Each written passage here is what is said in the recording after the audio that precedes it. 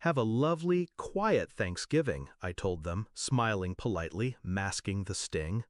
They thought they had won again. Another year of exclusion. Another holiday where my chair at the table stayed empty. What they didn't realize was that while they planned to keep me isolated, I was already setting the stage for my revenge. I had a Vermont farmhouse waiting, a feast prepared, invitations sent to everyone but them. It wasn't always like this. Once I believed in family.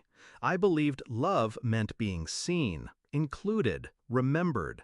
But slowly they taught me otherwise. The missed calls that never came back. The dinners I forgot to be invited to.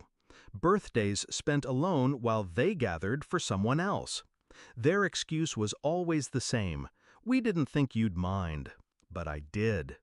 What hurt wasn't the absence, it was the deliberation. They chose to leave me out, chose to let me sit in silence while they laughed together. And every year I smiled through it. Every year I forgave. Until this one. The truth came out 2 weeks before Thanksgiving. My mother called. Casual. Too casual. We'll be keeping it small this year. Just us, really. You understand. I understood perfectly. Small meant me cut out. Again. The rage inside me was sharp, but I didn't let it show. I simply replied, "Of course. Have a lovely, quiet Thanksgiving." And then I began. The plan was simple. First, I made my list. Every cousin, every uncle, every distant relative who'd ever whispered to me in private, "I don't know why they treat you like that." Then I offered them something my family never could. Belonging. An invitation. My Vermont farmhouse was the hook. Wide wooden beams, fireplaces glowing, long tables that could hold more food than anyone could eat. I promised laughter, warmth, abundance. I promised them a Thanksgiving they'd never forget. And they came. The day arrived. Snow dusted the ground outside. A postcard scene.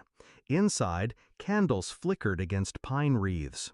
The air was thick with the smell of roasted turkey, buttered rolls, spiced cider. The farmhouse filled quickly. Coats draped over chairs, voices rising, glasses clinking. I stood in the kitchen doorway, watching them gather. Smiles, hugs, the sound of family. Not the one that excluded me, but the one I chose.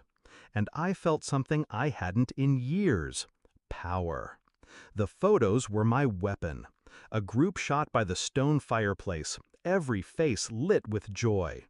My cousin's kids laughing over pie, my uncle raising a toast.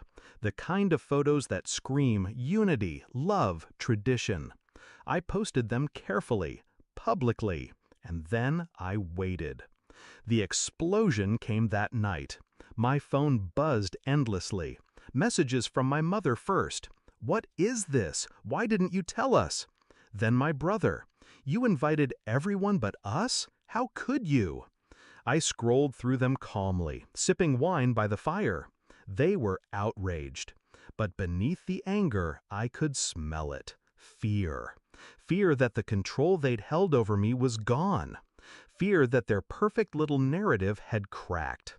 Because for once, they weren't the center. They weren't even included. A week later, the confrontation came. My father called, his voice low, dangerous. "You humiliated us." I let a beat of silence hang before answering. "No, you did that the moment you decided I wasn't family. I just showed everyone what that looks like." He tried to bark back, but the edge was gone. His authority had evaporated. For the first time, he knew I could live without them, and worse, that others were willing to stand with me. That was the true revenge. Not the food, not the farmhouse, not the photos. It was watching their power unravel, piece by piece. They could no longer dismiss me as the outsider, the forgotten one. Not when everyone else had seen me as the host, the heart of Thanksgiving. Now, when I think back to my mother's words, We'll be keeping it small this year. I smile, because I kept it grand, grand enough for everyone but them. The farmhouse is quiet again now, but not empty. The echoes of laughter linger. The scent of wood smoke clings to the beams. And in that silence, I feel no sadness, no regret, only satisfaction. They wanted me invisible, disposable. Instead, I became unforgettable. Revenge wasn't loud. It wasn't cruel. It was a single word said calmly, without hesitation. No. It was building a table big enough for everyone but those who once made sure I had no seat at theirs. And it was watching them choke on the sight of what they could never touch.